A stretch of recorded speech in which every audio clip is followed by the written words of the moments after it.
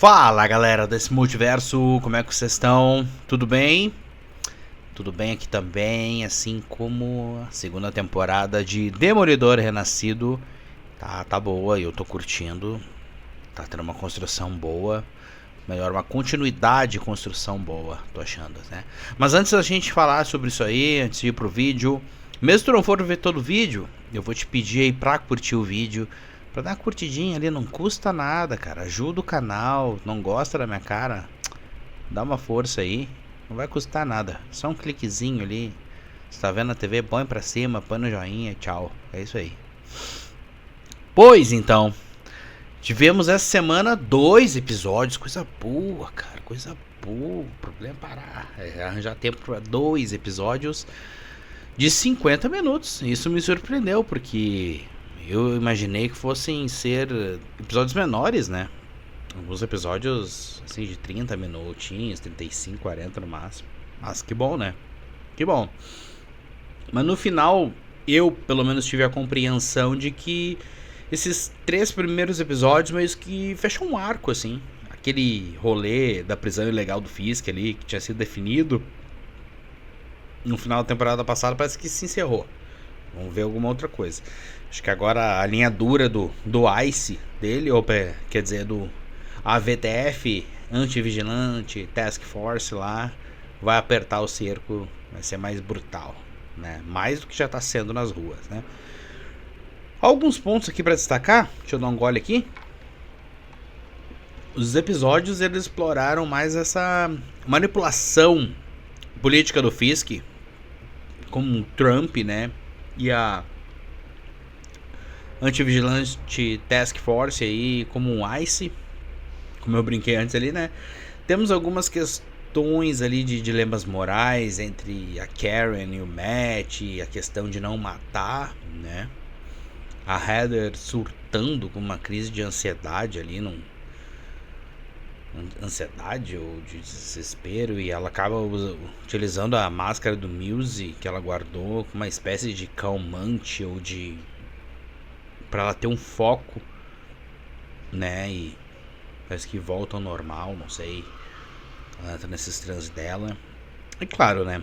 Vai crescendo cada vez mais a expectativa pra gente ver heróis como o Justiceiro. Não sei se ele deve aparecer, sim.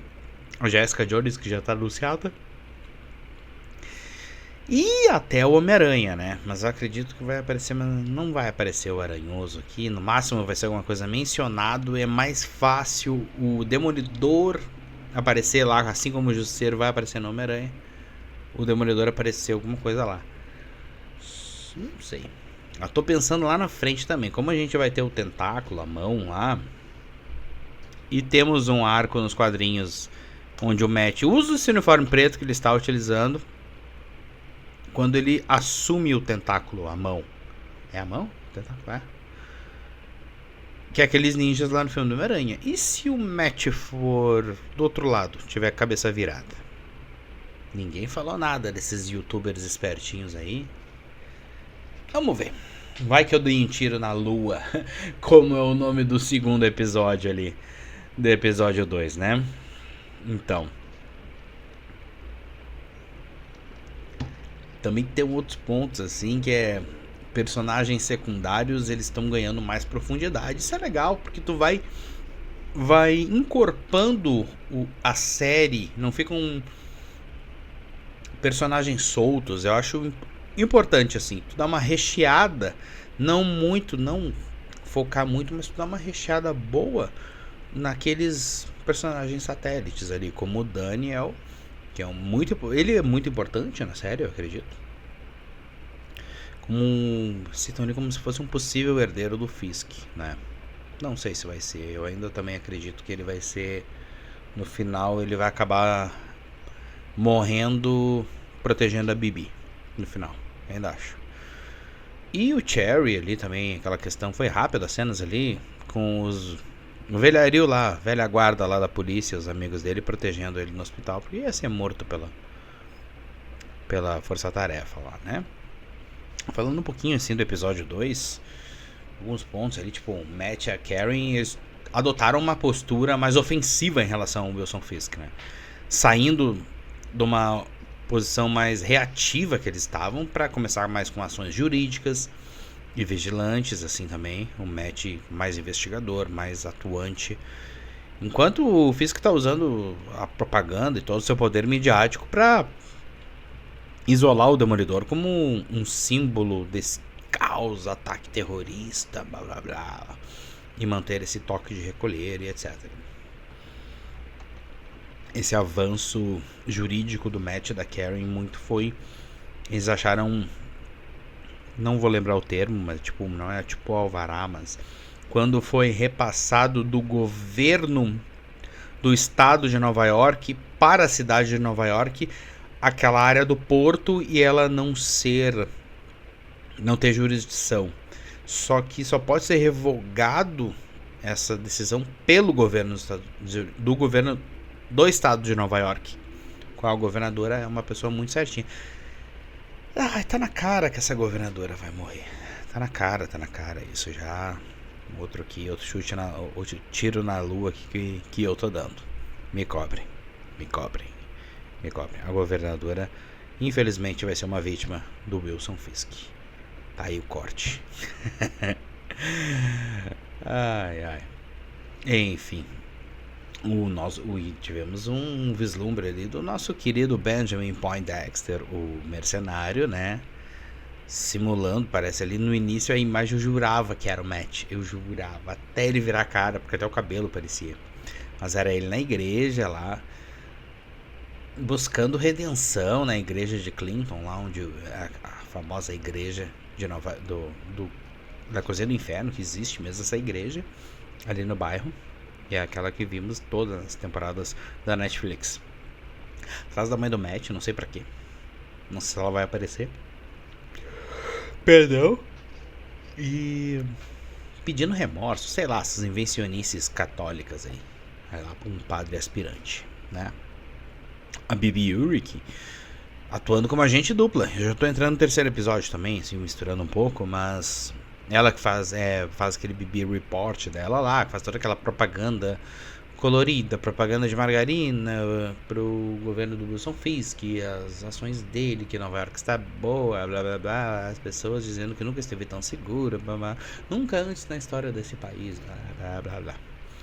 Aquelas coisas assim. Mas aqueles vídeos muito legais que desmascaram o rei do crime, do Cidade Sem Medo é o nome, né? Ó, o Homem Sem Medo, Cidade Sem Medo, zombando dele com a máscara.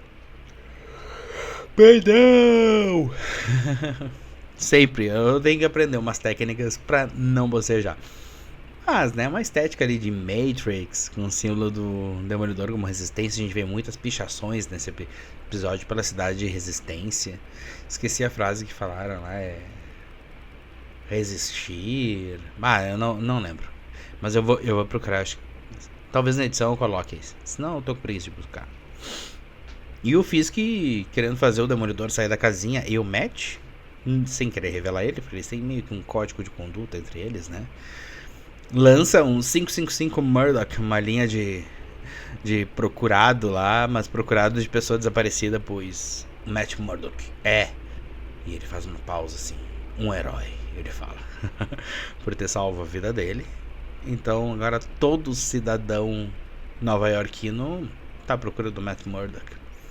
Então, cada vez mais ele vai fechando o cerco em volta do Matt, tanto do Matt quanto do Demolidor, dos dois lados. Bem legal essa caça aí que ele está fazendo. E falando um pouquinho mais do episódio 3, que o nome dele é A Balança e a Espada, muito por causa do espadachim, a balança da justiça, balança já quebrada pro lado do governo, né? Da procuradoria suja do Wilson Fisk, né? Esse episódio ele teve mais uma tensão judicial por todo o julgamento do espadachim, o Jack Duquesne, acho que eu falei certo o nome dele, eu acho muito estranho de falar. E bastante ação, né? Nós tivemos ali a força-tarefa invadindo o prédio do Bar Joe's, onde o Matt e a Karen estão escondidos lá, atrás deles. E nessa ação a Karen, que a gente viu no primeiro episódio treinando muito defesa pessoal, conseguiu imobilizar um dos agentes, pegar eles. casualmente era um agente que não resistiu. Porque ele quer desertar, ele quer ser um... Ele quer ajudar, ele diz que tá atrás da Karen e do Matt para ajudar eles, porque ele viu que tá tudo errado lá no porto de Red Hook, na prisão ilegal do Fisk. Ele acaba ajudando, e eles descobrem que ele tá falando a verdade pelo detector de mentiras do Matt. Isso é bom ter um cego com um super radar. Os batimentos cardíacos dele disseram que ele estava falando a verdade, né? Ele dá um crachá de acessos lá, de cartão de acessos para as instalações para o Matt poder, Demolidor no caso, fazer invasão lá, fazer um estraguinho, né? E o Jack foi condenado num julgamento totalmente armado. A defesa da McDuffie não teve nem tempo para trabalhar. Tem uma denúncia grave de extorsão para o Fisk, que não conseguiu simular nada, não contou de nada. O julgamento todo premeditado e armado, né? E o Matt acaba invadindo essa prisão do Fisk. Uma cena muito legal de coreografia, muito bem violenta, bem legal de luta ali. Muito boa. Sai ele correndo, libertando os prisioneiros. É um plano sequência muito legal, assim, começa a vir agentes, eles sem cortes, assim, eles vão lutando. E pega 2 pedaços ali de ferro e dá pro espadachim lutar. O cara é um especialista nisso. E tivemos a surpresa ali de uma nova heroína aparecendo, uma nova vigilante. A Angela, sobrinha do Tigre Branco, né? Teve a sua tia sequestrada pela repressão do Fisk. Ela resolveu usar o medalhão e ela sentiu esse chamado heróico, que se ninguém ajudar, tem que ajudar, né? E ela foi muito importante ali na fuga deles, furando os pneus do Ice lá. E basicamente o episódio termina com o Fisk contra-atacando e explodiu o navio cheio dos trabalhadores russos que estavam lá dentro e botando a culpa no Demolidor por esse massacre, por contrabando de armas, por esse terrorismo. E eu vejo que assim fecha esse arco dessa prisão, do rolê ali do porto, mais ou menos, ainda está em aberto essa questão, mas dessa prisão, dessa caça às bruxas, essa inquisição ali com os vigilantes, agora vai ser levado para um nível mais hard, que nem eu falei no início, né? Vamos ver o que vem agora em diante. Essa semana aí já tem o episódio 4, né? Que vai ser o desenrolar disso aí tudo, né? Pessoal, fico por aqui. Voltamos agora a próxima semana com o episódio 4. Vai sair mais cedo, que eu não tive tempo. E eu peço pra você também curtir no podcast que tá sendo postado aqui, ou vai ser postado logo. Que Deus abençoe todos. Tenha uma ótima semana. A gente se vê. Aí a gente vai ver mais Vigilantes essa semana, tá bom? Beijão pra todos e beijo do careca. Tchau, tchau.